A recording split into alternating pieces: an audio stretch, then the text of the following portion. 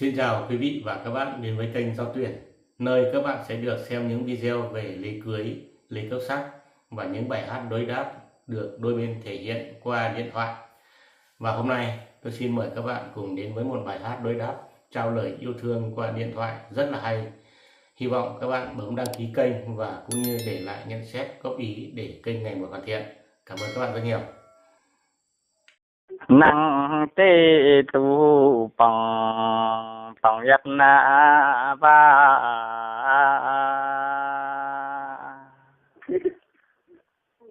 ra đô mi coi lô hình tu tinh và về tim mai lo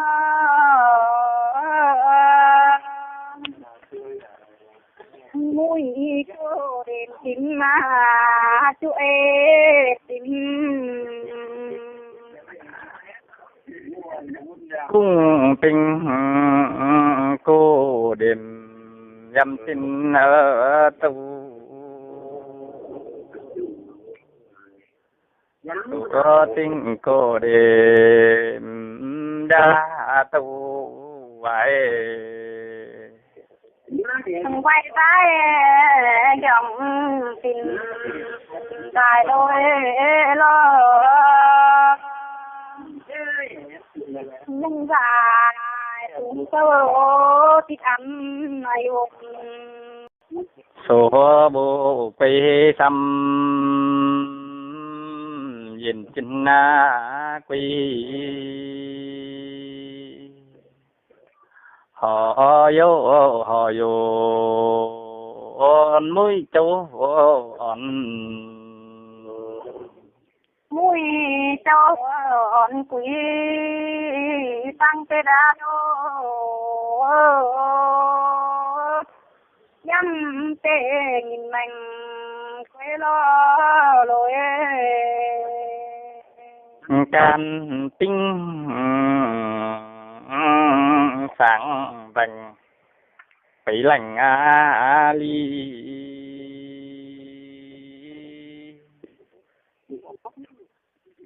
vì tê mây lành mới châu sĩ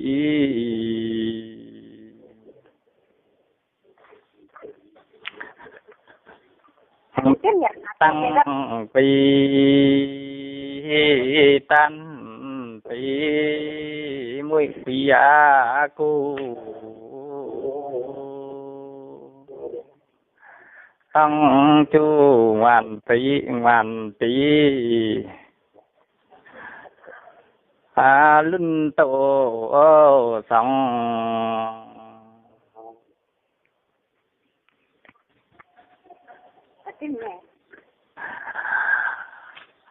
gì va tê lò cũng nem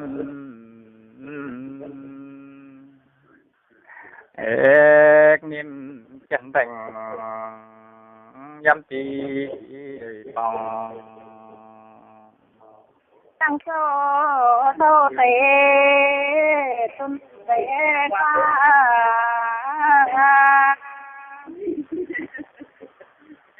nước na lô tao dòng quý nàng tê yo tim sơ tì nhân nhật ni thằng sắm yêu nhót đô trà bông dòng số em dòng mùi xa em có tô dầm bà chứ dầm cũng mi po em dòng một tận em chị em chị dòng chị tôi chị cùng pha theo tê nhâm chi kinh đó mong lo đàm nhâm chi nhụy tổng tay kính tò phi bẹc tao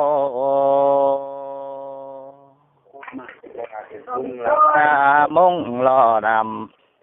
nhâm chi ni tiết na ni thuyền về nhìn mà nhâm sẵn ơi sẵn khỏe tăng gương đồi bê quang nhằm tổ tính vì nhìn sáng vì cô bẹc phi sáng vành đêm vô đêm tìm quê về xin phán nhi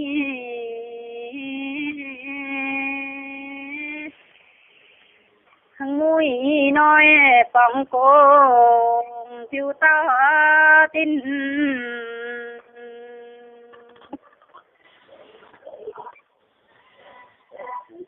tổng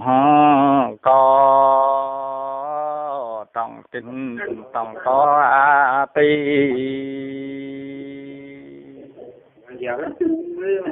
thì có dâm siêu to ngàn tỷ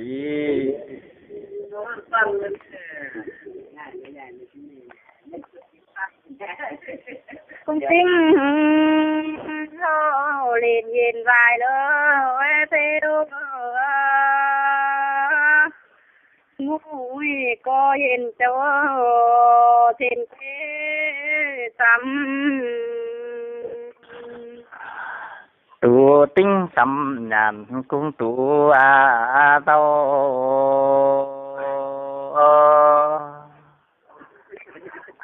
phải châu dâm nhiều phóng tuân đều năng tế phóng tế tao chẳng tao chích bánh bánh chân họ thu tên sâu ho cha dần tăng giang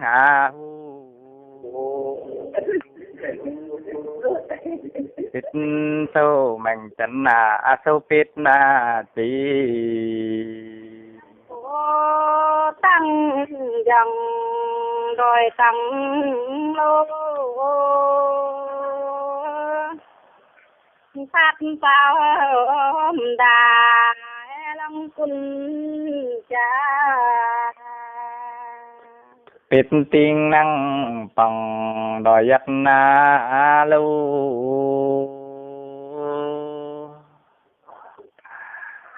nhột dâm gì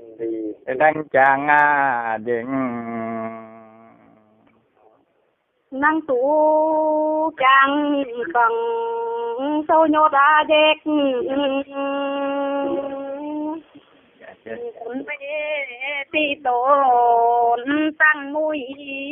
nghìn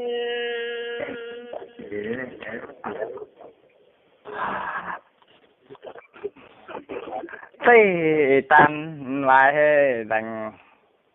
lại tú đông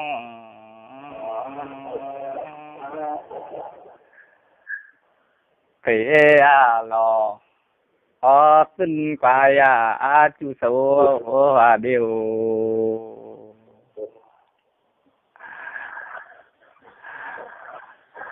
yun mấy ngoan tí nên chuyện lu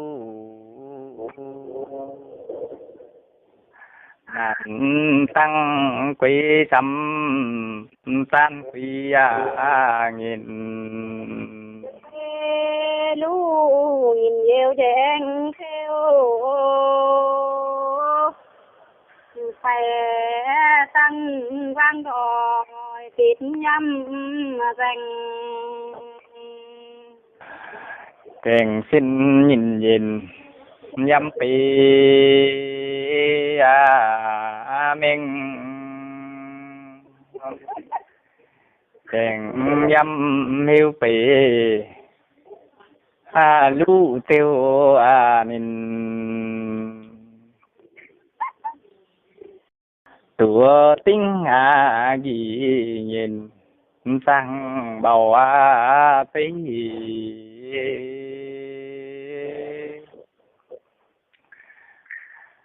kinh sông quang đòi mũi quỳ đêm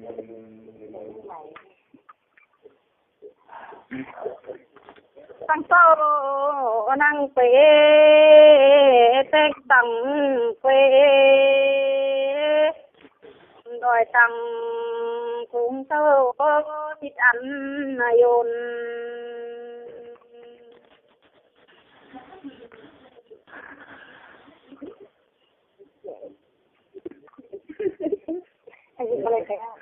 mùng ba thằng hò thong cài mai giờ tình tủ mai tiêu nền ui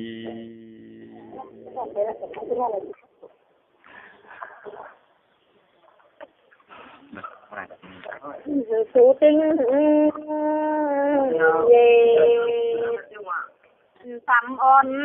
em ngu đi qua đéo nè hỏi anh tao tao biết tiếng mấy yên mũi tấu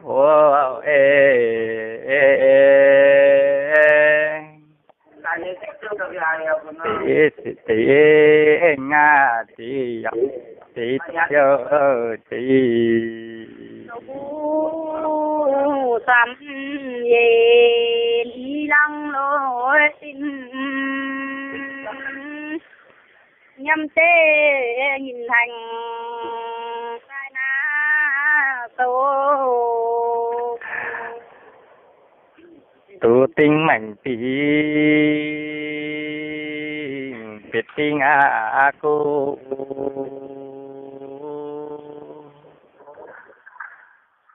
gì tăng còn đêm ban tiêu chú tí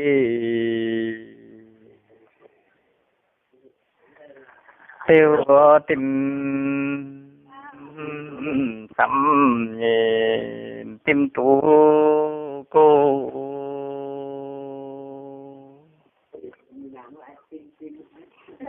ngoan tí cung đâu chán sang dành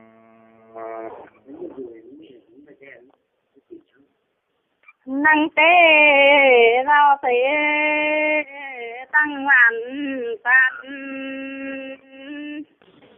để tin dành dồn xuống sâu và tên sinh mây sắm thấy tan tu cô ya man tiang lao tu song hiền lối quê tìm cái bếp mạnh tàu bu quê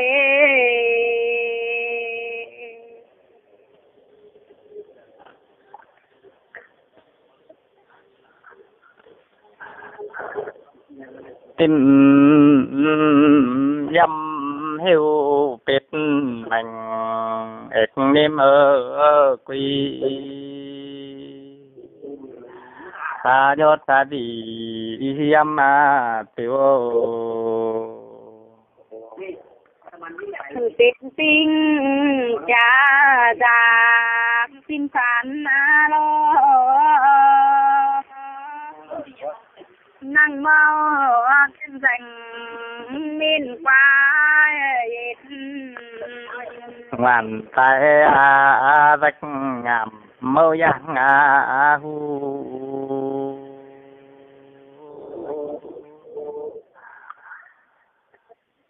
mơ nhốt nhốt tỏ chữ to ngàn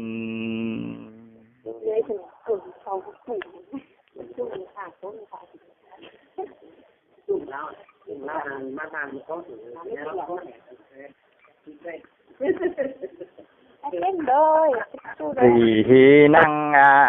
chăm chi to tiếng si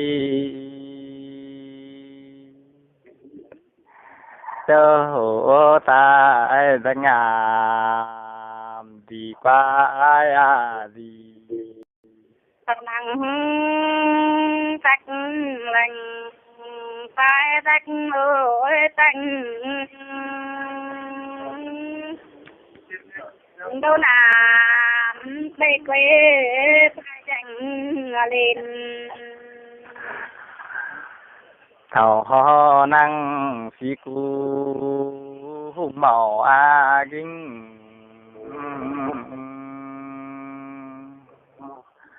pha tê hùng màu bể mung hồ sắm quê đều nè tìm cũ mình nhâm xin nhìn thành phải na tổ quê tắc lành ly tôi ly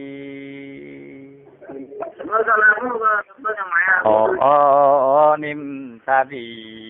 hiếm tiêu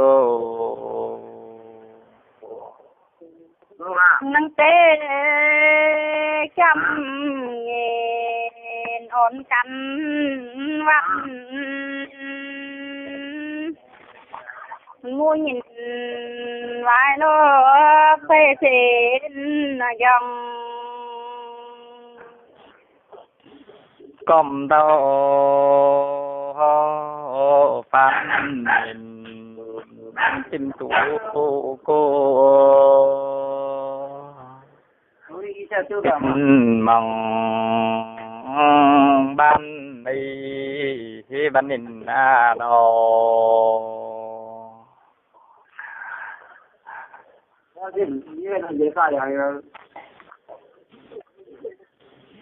Dạ mà này mắt chưa chín rồi, phải đang nói không? ai nè nó như sao nó sao luôn à? Cái nó nhà trường nhá, nhà vì nó mới dòm nó rồi. mới dòm kìa Voi thì kia mới dòm bé qua đi phải rồi đang thì áp tiêu tàn một phải lệ trường cá đang thì chỏm thoát phần về Thì còn đủ lệ. Nhiều quá à, nó mới nhầm một cái chế làm một lại. bởi sao làm được kia bởi vì chưa năm mươi giò phải mới đang là tìm ai tiếp thế này Này lệ thì tạm của ai đang này, ai đang cái hắn vào từ một con yêu tạm yêu hai tác kiệt này. mà mắt chặt nè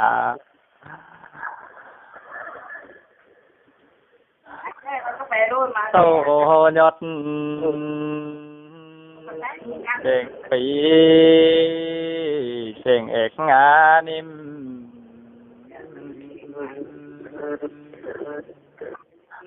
thầm và tình đau ý tìm cung niêm ếch vành chủ lúa thiêu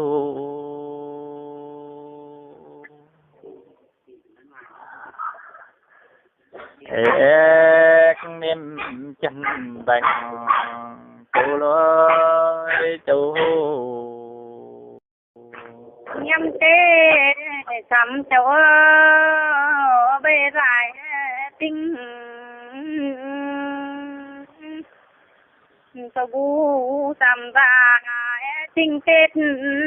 mình nhâm tìm tết mình chủ lối tiêu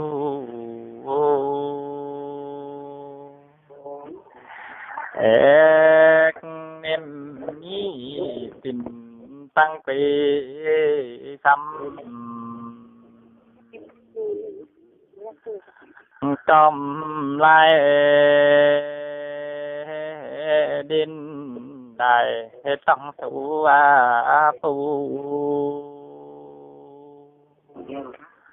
phu tính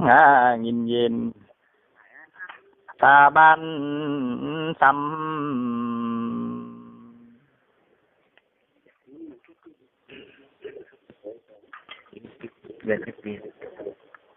cho mình nào tiếng gì đó chế đang bin du đâu bữa nay cái chú bin vậy chú bin cái xác này cái này yêu cái chú bin là anh muốn làm những cái mà anh mới đi phòng xã mà con lăn này vì lăn không mà tiếp phòng vậy vì thì con lăn con tiếp phòng là chị ơi con lăn con phạt này mất thì con lăn con cổ nè con lăn treo đấy chú bin coi tinh tim nghe nhâm tê cô cha cha nên về lần tan lần hẹn ra mò quỳ ra mò buồn buồn vang chi tô tao ta tin tê tôi phun số tin quê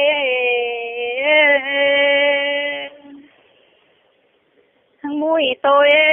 lòng vai số tao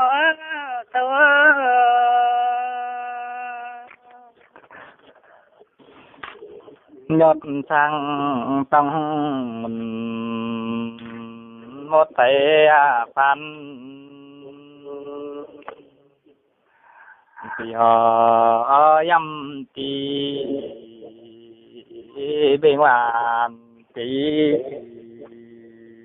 nó tu na tìm quê dòng nhà tìm chú tìm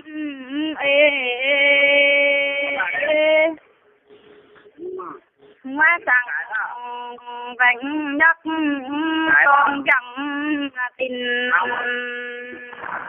mong qua tu sang quan tâm nhô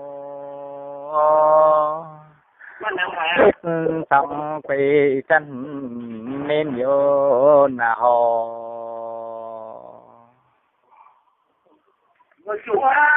tu tinh nhìn nhìn ôn chắn văn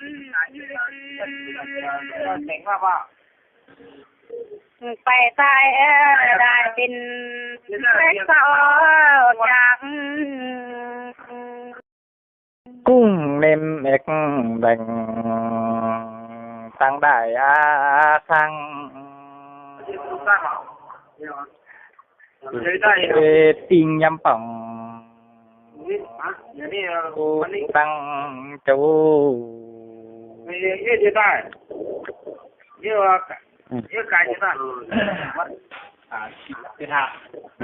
thích này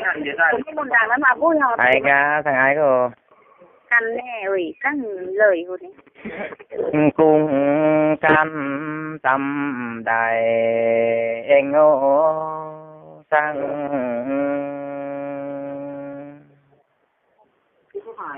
mình nhâm trong phòng phải tăng chân cán quê duy ต้องnhìn can nhắc Phạt phò thế này. muốn dành thằng nhắc môi nhìn thế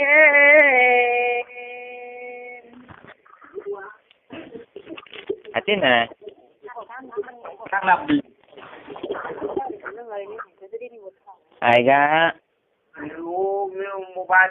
anh thích nè Ai ra?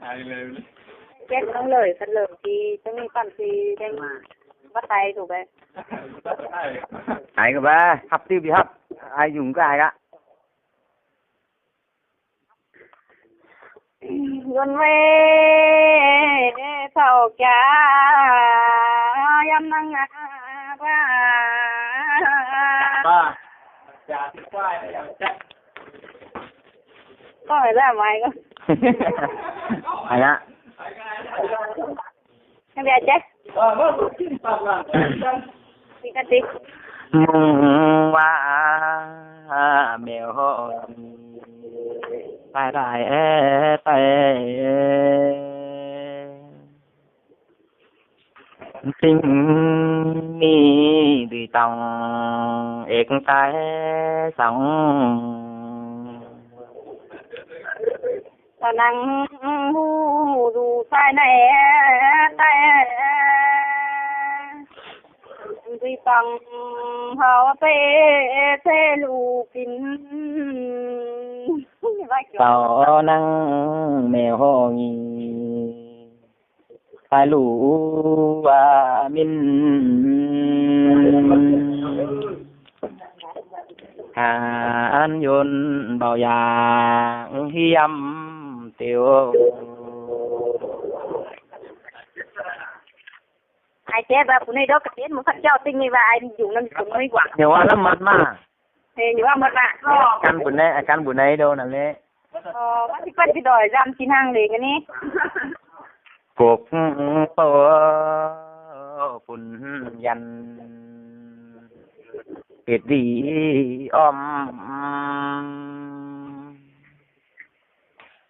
nàn căn nhốt của chân ơi chân cuộc tổ phun dần trong tổ mi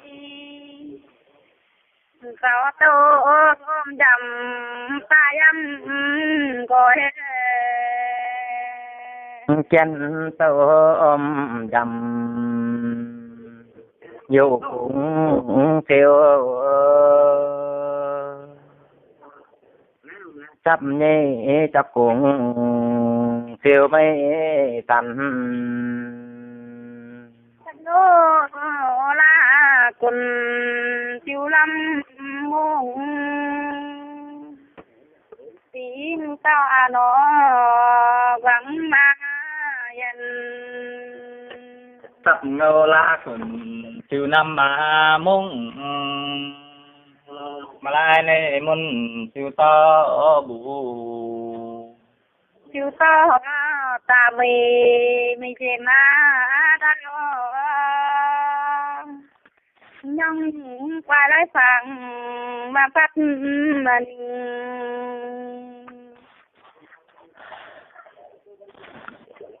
ý tan lành tánh chân đôi coi bắn bu tăng vì chân phôi chân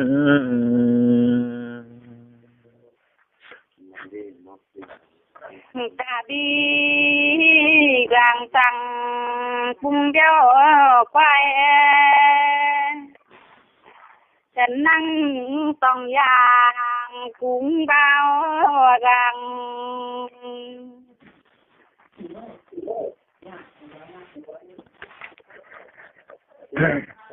tôi ta hai tòng giang áp cũng nem nhị tê một dạng nhâm lại tiêu hồ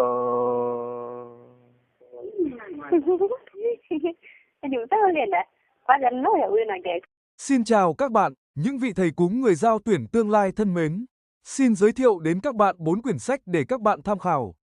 Đầu tiên là quyển sách tự học 1000 chữ nôm giao tuyển. Sách có hướng dẫn cách đọc, cách hát, phiên âm Hán Việt và giải nghĩa chữ. 2 là quyển Kiao Wan Hu, dày 143 trang. 3 là Bẹc Bằn Hu, sách cúng những cấp cúng nhỏ, kiếm được đùi gà. 4 là Đao Bạm Hu, là những bài thần chú học thuộc lòng. Tất cả đều có phụ đề chữ phổ thông bên cạnh cực kỳ dễ học, dễ hiểu. Chữ đánh máy chuẩn xác, đóng quyển đẹp, sách không làm các bạn thất vọng. Hãy liên hệ ngay qua số điện thoại Zalo 0377417865. Mình sẵn sàng phục vụ các bạn khắp mọi miền đất nước.